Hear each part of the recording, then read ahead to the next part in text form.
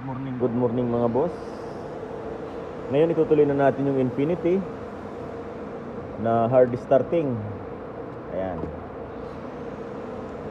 Nag-order tayo guys ng machine ng fuel pump, o yung pinaka fuel pump niya mismo dito sa loob, dahil hindi naman pinalitan yun ng bago.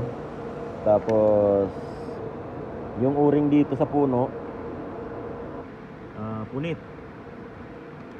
Isa yun, kasama yun sa low pressure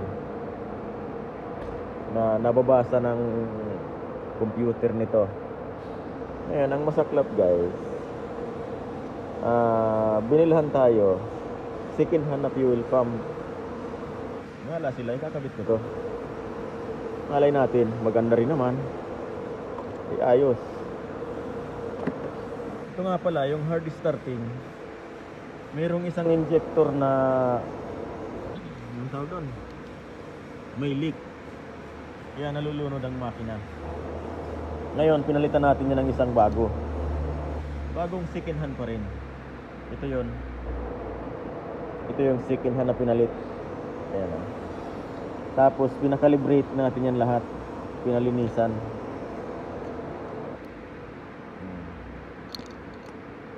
Nag-1 click na yan guys.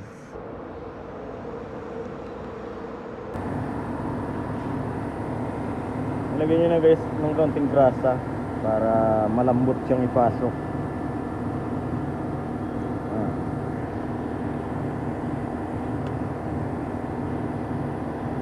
Para hindi nasusugat yung rubber.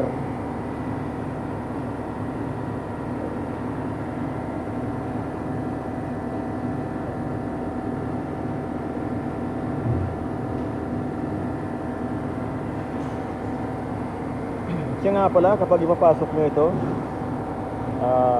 huwag nyong kakalimutan itong spring nya. Ayan, yan. Yan na may dalawang sungay-sungay na yan. Yan ang stopper nya dyan.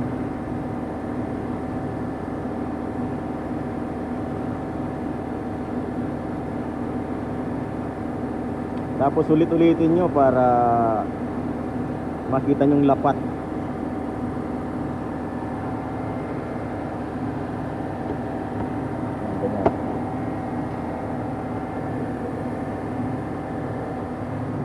Tapos ipapasok na rin natin ito dyan ng dahan-dahan guys.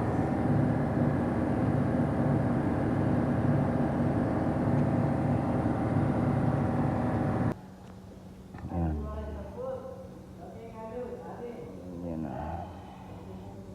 Kailangan maganda yung pagkalapat. Ayan. Naangat sa kabila. Mahirap din kasi ito guys papasukin, dahil sikip na sikip talaga ito.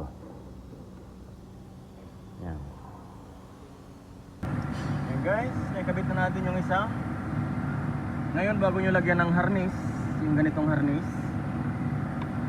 i-air pressure nyo muna for air leak, para alam nyo kung may leak ang rubber ng injector. Dahil pag may leak yan guys,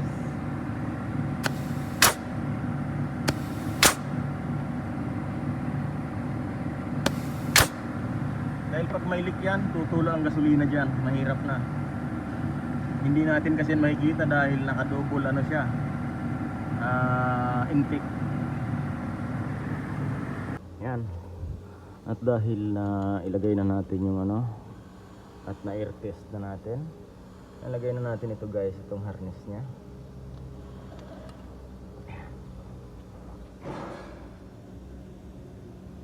Mahirap maghawak ng camera.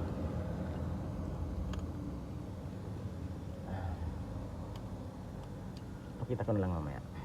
Ito na guys, nakalapat na yung kanyang harness. Yan. Mamaya na natin nalagay yung dalawang tornilyo dito, kasi sasaya dyan kapag ikinabit natin yung isang ganito. Kakabit na rin natin itong isa. Kailangan magandang lapat ng injectors, kasi mahirap nang magka-leak Yan ang iniingatan natin dito sa mga ganitong mga sikip na makina guys. Tingnan nyo, bangga-bangga yan.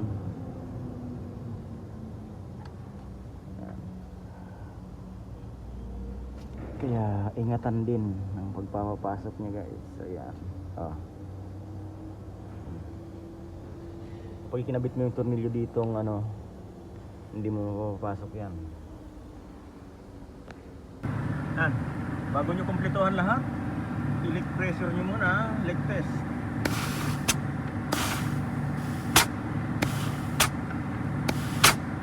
Para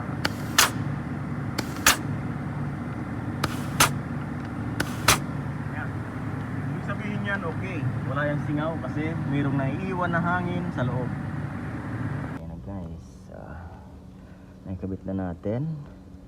Ayan, mamaya lalagyan na natin yung dalawang bolts dito, ay stud bolts.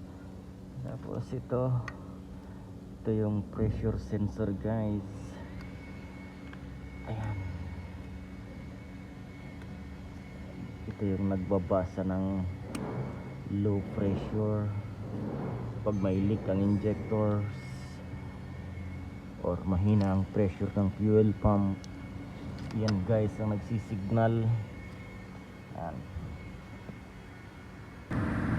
Bago natin ito kubiran, dahil mahirap maghigpit dito guys, ito muna.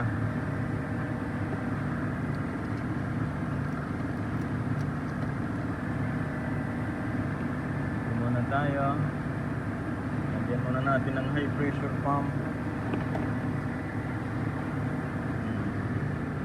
Nga pala may guide dito guys, yan o. Ganito ang harap na.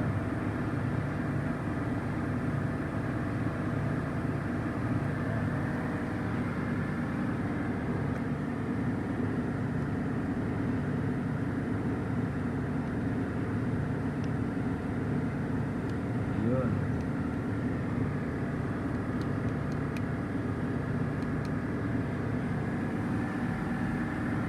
Ngayon, lalagay natin ang tornilyo, ulitin natin kung malambot. Ilagay natin guys ang high pressure pump. Ito na yan. Unang nilalagay yung kanyang lifter, sunod yung kanyang high pressure pump, tapos yung mga bolts nya guys. Ayan.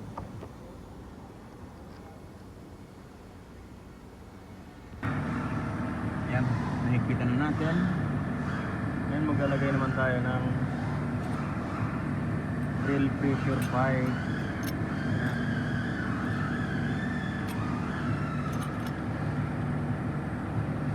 Okay.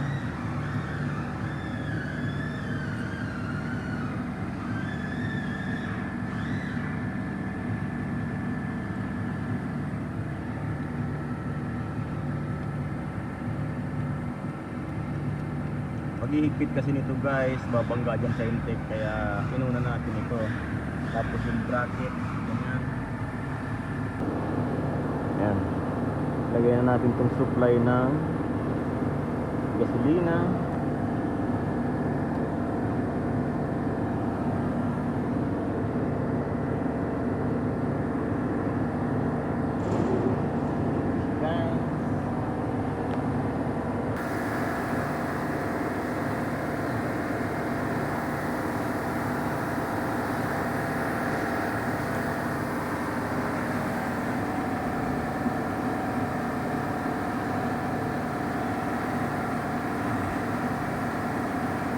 Laban. Teka. Bakit ka matigas? Nilagyan natin ng kaunting grasa para madaling itulak. Ayan. Naitulak. Ay, nahugot pa uli. Ayan. Okay. Check up nyo yan ng maayos guys.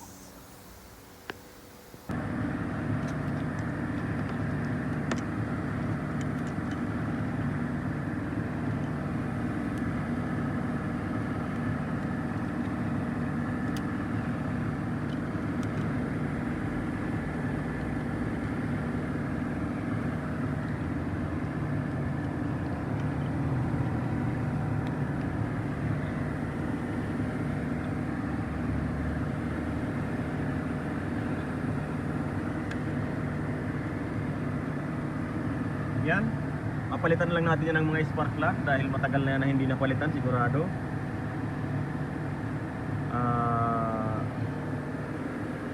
Tapos kakabit natin ang intake lahat-lahat, mamaya paandarin na natin. Yan, malapit na guys, malapit na siyang matapos. Nakabit na yung intake, yung ibang mga water pipe, wirings, konti na lang, under na yan. Saka yung fuel pump na lang ang i-install natin.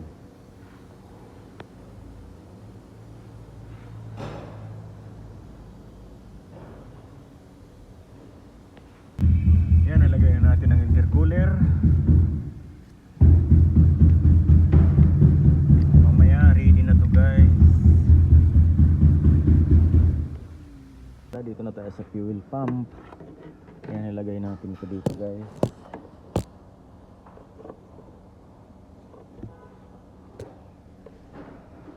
Lagyan natin ng bagong ganito dahil nasira na yung luma. Ayan o. Yan na guys, salpak na rin natin ito. Ayan. Tapos ilapat na natin yan dyan at ating tutornilyuhan. Yan, higpitan na natin guys. Ilapat natin ito. Tapos ito.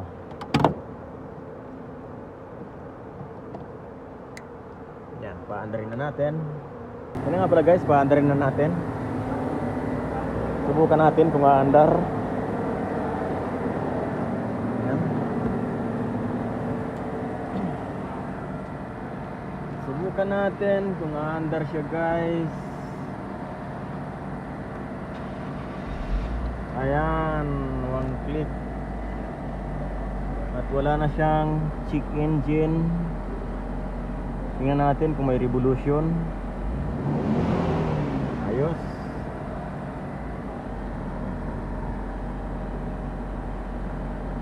Hindi na siya yung nanginginig-nginig. Ito rin yung kanyang fuel pump na bagong piling second hand. Wala na siyang check engine guys. Subukan natin ulit, baka nagulat lang. Tingnan natin kung one click.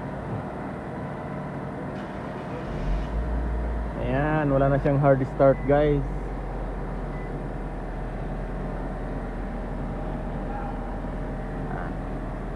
Ayan guys, hanggang dito lang ang ating video. Maraming salamat guys sa panonood. Bye bye.